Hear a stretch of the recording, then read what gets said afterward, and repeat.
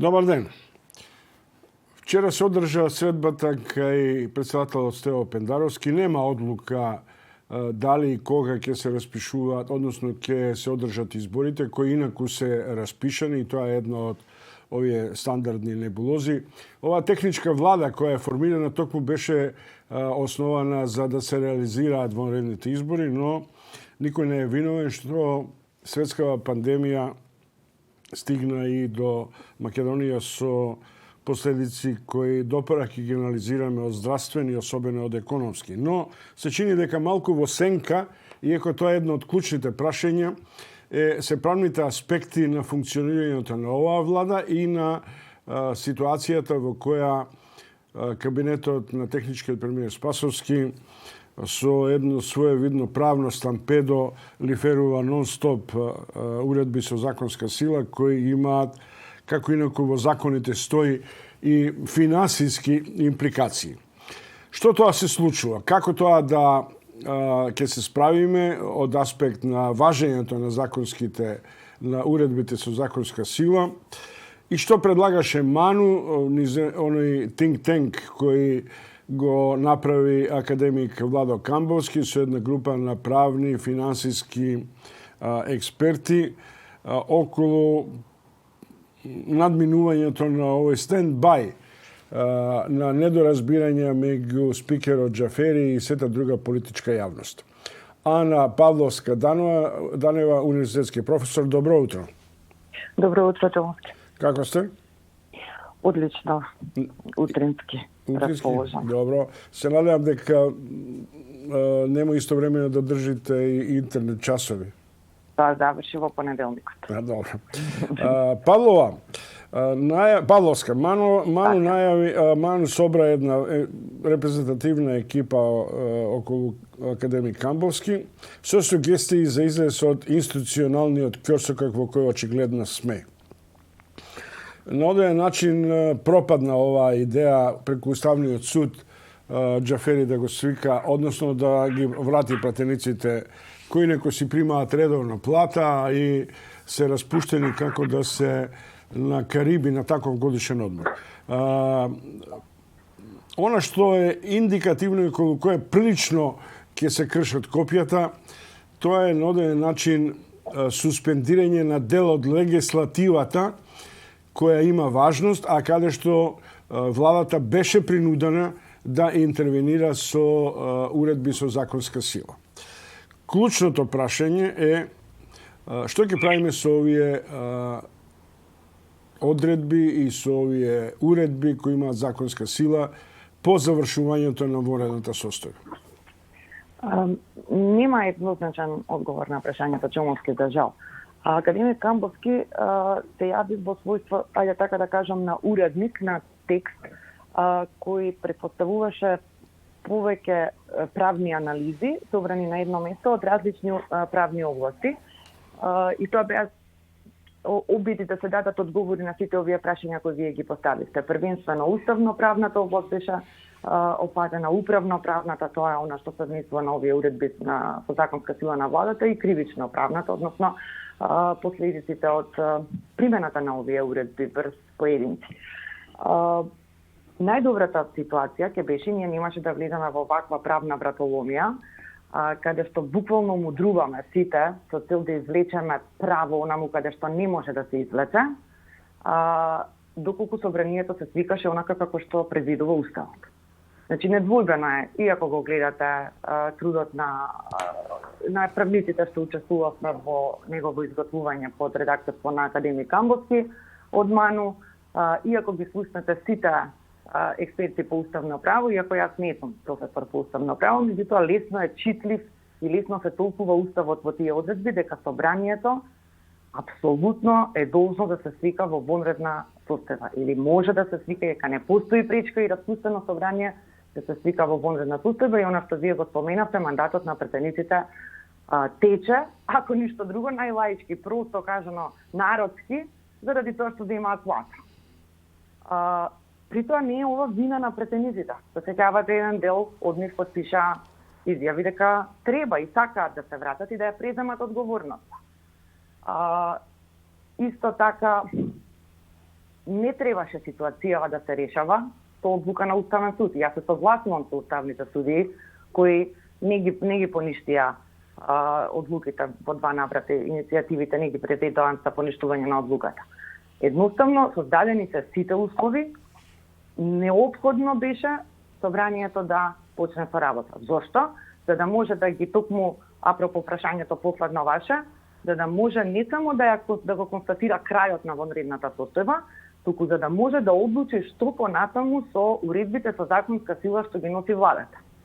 За да биде појасно, уредба со законска сила е еднаква на закон во вонредна состојба. Што тука не е еднакво, доносителот. Кај законите доносител е собраник. Тоа се луѓе што ги бирале граѓаните и тоа се луѓе што можеме да ги следиме чисто, што настапи и седници ги следиме и можеме да градиме став, дури и тогаш кога погрешно одлучуваат. Уредбите со законска сила, за нас граѓаните тие важат еднакво како закон, тие се задолжителни, тие може репресивни мерки да предвидуваат, тие предвидуваат казни, тие предвидуваат задолжувања и ограничување на нашите права. Разликата е во тоа што ние не го гледаме процесот на носење на тие акти и не можеме да влијаеме на нив. Дури не можеме ни став да градиме по нив во процес на донесување, туку само отпосле од како ќе бидат донесени. Нормално е владата да има помалку транспарентна постапка на носење на акти од собранието. Од тука, тие акти треба да бидат многу ретки, многу малку на број и да бидат само и само неопходни. Ми се чини дека во нашава ситуација, со оглед на тоа што вонредната состојба трае подолго и со оглед на тоа што собранието уште подолго не работи и го губиме тој процес на транспарентно носење на закони, гледање на граѓаните, учество на невладиниот сектор, учество на стручњаци и така натаму, дека се јавува една сериозна недоверба кон уредбите со законска сила, кои на почетокот навистина беа ограничувачки во поглед на нашите права, но само од аспект на заштита на нашето здравје, што има се разбира оправдување и целисходност. Сега веќе не можам да се согласам со тоа дека навистина сите биле неопходни или навистина сите одредби во тие уредби биле сразмерни на опасноста од нарушување на нашето здравје. Слушате коментари, слушате коментари на професорката на Правниот факултет Ана Павловска-Данева. Се чини дека имаме три нивоа: вонредна состојба, парламент во сенка или замрзнат и влада со бројни уредби со законска сила, во кои има предвидено и измени во кривичното законодавство, репресивни мерки и така натаму. Има едно прашање, професор Павловска, која има една посебна тежина, а тоа е може би е и политичко, и правно, и се. Ако се заврши вонредната состојба, дали по дефолт веднаш треба да започне постапката за изборните активности, заради што техничката влада беше и избрана? Да. Тука е мојот одговор, е недвојбено, да. Треба внимателно да се прочита уредбата со законска сила, тоа е меѓу првите уредби што владата ги донесе во март, чинам. Каде што јас ќе парафразирам за да биде појасно за граѓаните кои не се правници, не се експерти по управно или уставно право. Со други зборови, уредбата на владата вели: се запира процесот изборен во овој момент заради коронавирусот. Штом престане вонредната состојба, од следниот нареден ден продолжува да тече изборниот процес онаму каде што застанал. Не се враќа назад, не се поништува, не се укинува, туку продолжува да тече онаму и во оној момент каде што застанал. Тоа е уредбата владина. Таа е изрична и тука нема дилеми во нејзиното толкување. Секој што сака поинаку да ја толкува, сака да внесе политички некаков елемент. Инаку уредбата вели до кај што дошла ДИК, Државната изборна комисија, до тука застануваме. Да немаше корона и да немаше вонредна состојба, ние сега ќе имавме спроведено избори и ќе течеше. Дали на ДИК било малце време, многу време, имале ли можност да средат избирачки списоци на време или не, немаше никој да праша. Сега, Правно гледано, значи во оној момент кога ќе престане вонредната состојба, ми се чини дека ќе престане со завршувањето сега на 16 или кој мај истекува вториот месец од вонредна состојба, доколку председателот на државата не ја продолжи и односно не даде нова, што најверојатно ќе се случи, ние ќе немаме вонредна состојба. Од следниот ден продолжуваат, не почнуваат, продолжуваат да течат роковите за избори. Тежиштето во тој момент се префрла на Државната изборна комисија како тело која ги организира предизборните и изборните активности. Така е. И ми се чини дека не изгледа логично дали ќе имале време, зашто тие имаа време на претек, дури во овие услови на корона, да функционираат, да преиспитуваат, да проверуваат и така натаму, дури и да симулираат и да организираат изборни одбори во услови во кои може да се најде посткорона атмосфера, маски или и така натаму. Тука сте во право Чомовски сосема, но она што јас не го разбирам и не знам дали Дик, освен што имаше една изјава од председателот дека им треба малку повеќе време, дали воопшто ќе се спротивстават. Ми се чини дека најнормално ќе се извршат нивната законска надлежност и ќе продолжат со процесот. Проблематично за мене и за секој правник, и реално и за секој граѓанин, како тоа при ваква изрична одредба, која што велам има сила на закон, уредбите со законска сила се закон, како воопшто некому паѓа на ум дека треба да се сретнуваат лидерите, тоа се не некому како на поединец, на повеќево лидери, дека треба да се сретнуваат и да преговараат за датум. Тоа е тотално неправо. Како ќе се смени уредбата?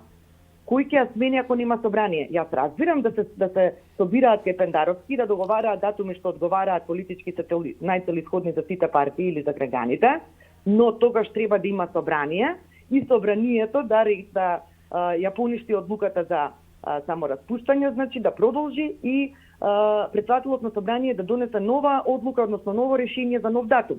Бидејќи тоа го нема и нема да се случи очигледно. Нема простор за преговори меѓу политичките лидери кој датум нив им се допаѓа за избори. Добро, Ана Павловска Данева, универзитетски професор, гостин во утрински брифинг, разговараме за солуциите после самитот на лидерите кај Пендаровски.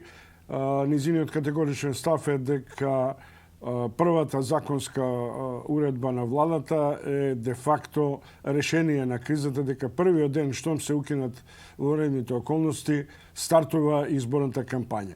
Да се вратиме, професорке Данева, на на уредбите со законска сила. Тука има едно важно прашање кое е исто така политичко и правно.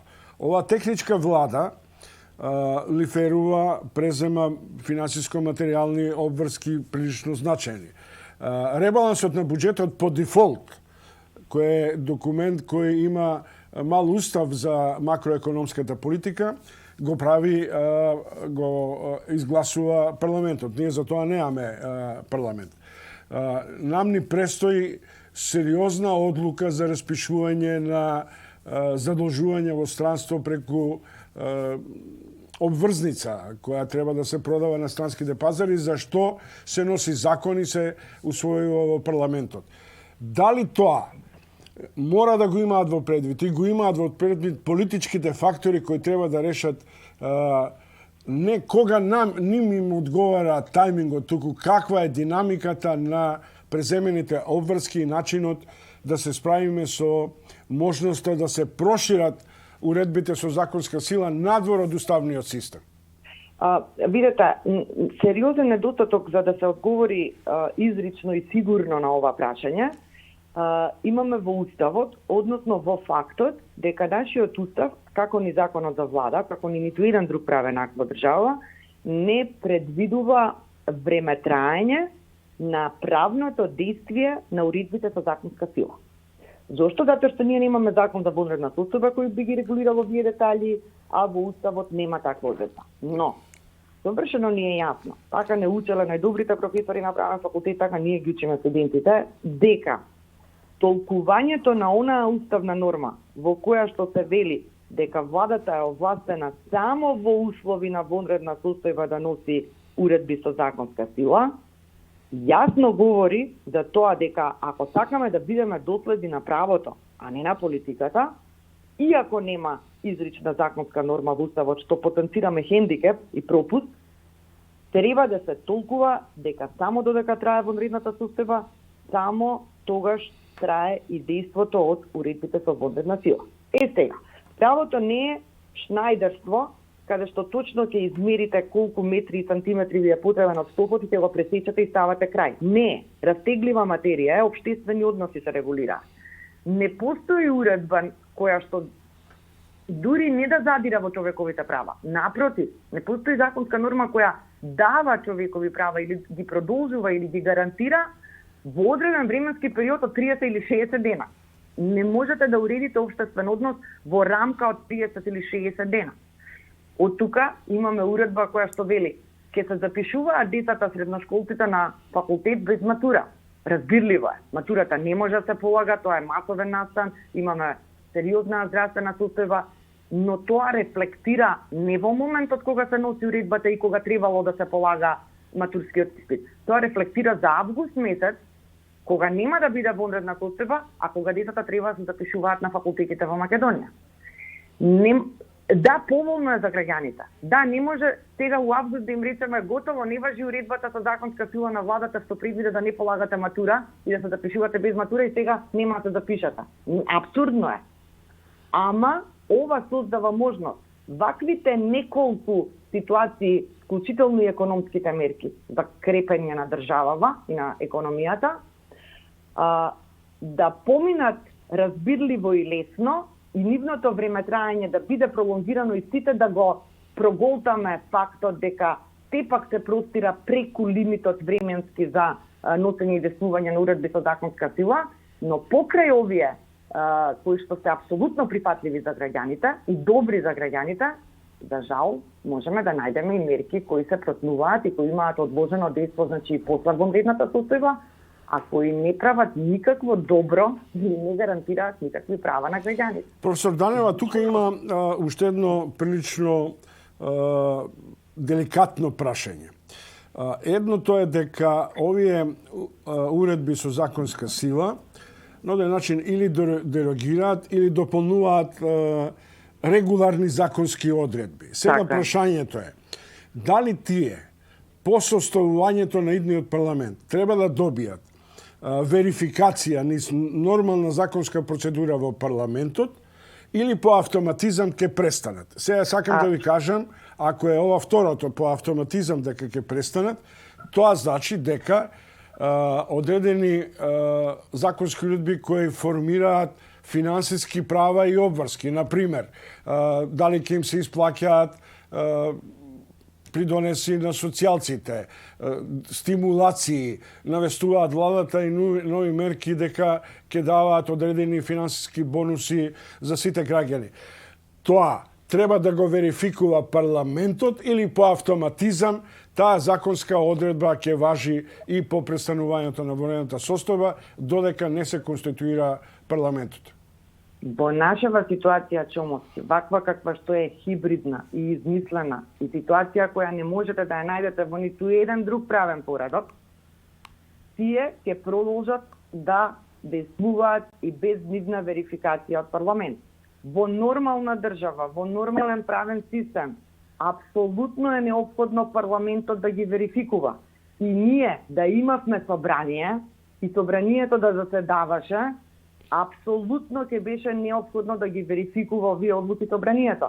При тоа, некој од нив ќе ги верификуваше најверојатно, ова што вие го зборувате, социјална помош на граѓани, економска помош на мали бизниси, ова што јас го зборував, матура, влез на факултетите на високообразовните институции без матурски испит. Тоа ќе се верификуваше. Тука нема пратеник ни опозиционер ни од власта што ќе биде против. Но дали ќе се верификуваше одлуката дека функционерите можат да патуваат без карантин, а другите граѓани не? Мисля, че немаше да се верификува. Тоа е политичка етика.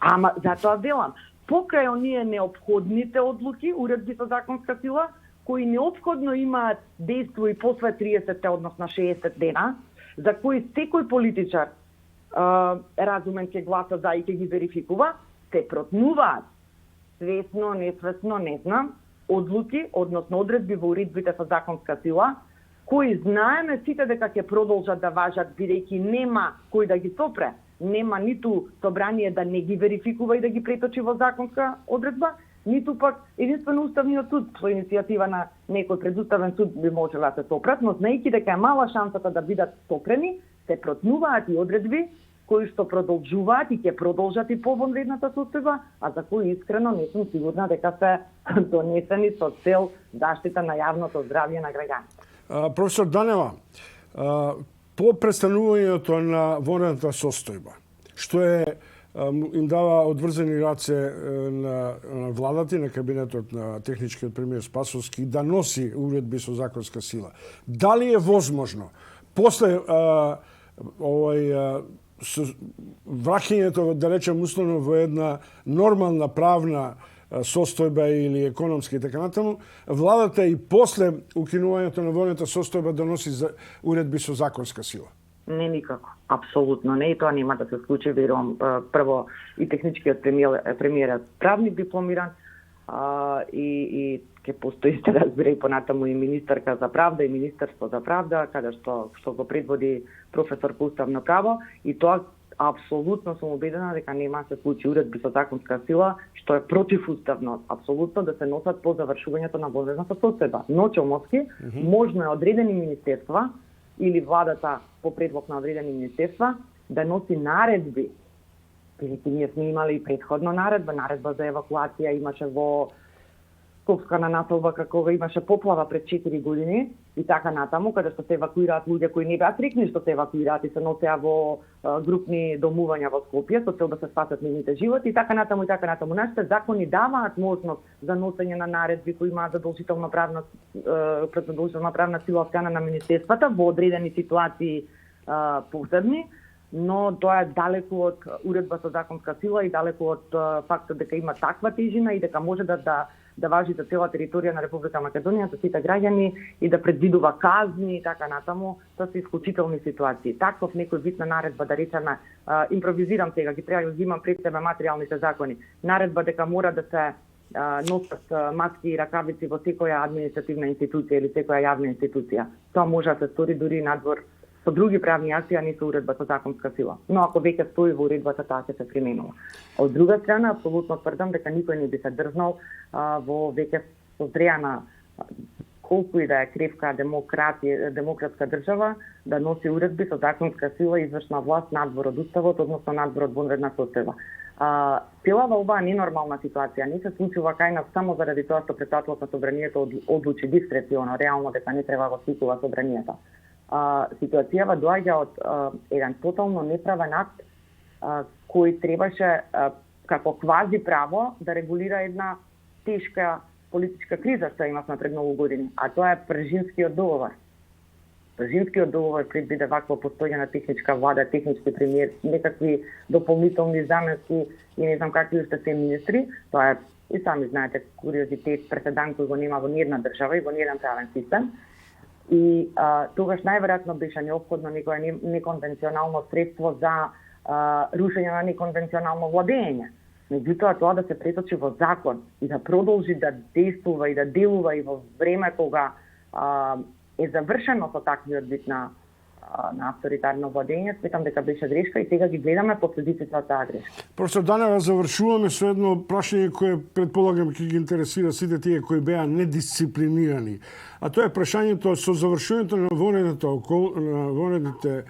вонредната состојба, дали ќе завршат и законската одредба за кривични пријави против оние кои беа непослушни, кои не беа дисциплинирани, кои не беа солидарни и така натаму, во кои беа предвидени дури и затворски казни, високи парични казни и така натаму.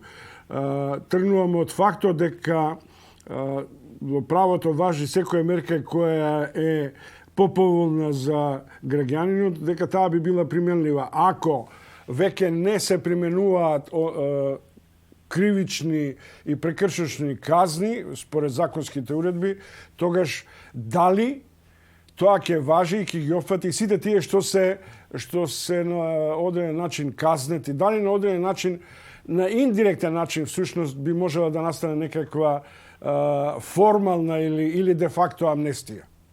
Не. Значи, ретроактивно не може да важи ниту една одредба. Ако е завршена vanredната ситуација, завршена, ако е завршена опасноста од корона и нема више, дај Боже, вирусот е изтребен и отстранет од државата, од општеството, не значи дека ќе се пуштат на слобода или јас не знам дали некој кривично баш одговара туку дека ќе бидат ослободени и ќе им се вратат парите на оние што платиле прекршачни казни и така натаму. Тоа од една страна, од друга страна јас не се сеќавам дека владата донела некакви измени на кривичниот закон со воведување на некакво ново кривично дело, си нам такво нешто немаше, а секогаш постоело и се постои томовски кривично дело за грозување на здравјето на луѓето и така натаму, така што и понатаму и да нема водена состојба, ако некој го загрозува здравјето на сите нас, па дури да не е тоа од коронавирусот, туку од било која друга зараза, ќе биде кривично гонен. Ана Павловска-Данева, благодарам што бевте гостин во утрински брифинг и што благодарам на поканата. Што ги отворивме овие прашања за кои веројатно ќе се води дебата, а мислам дека и председателот Пендаровски со неговите правни советници, меѓу кои е и професор Шкарич таму, ќе биде исправен пред сериозни искушенија не само да ја прекине вонредната состојба, туку и да се најде солуција на клучното прашање, а тоа е дека и според законската уредба на владата, штом престане вонредната состојба, продолжуваат изборните действија. Пријатно од мене, Александар Чомовски,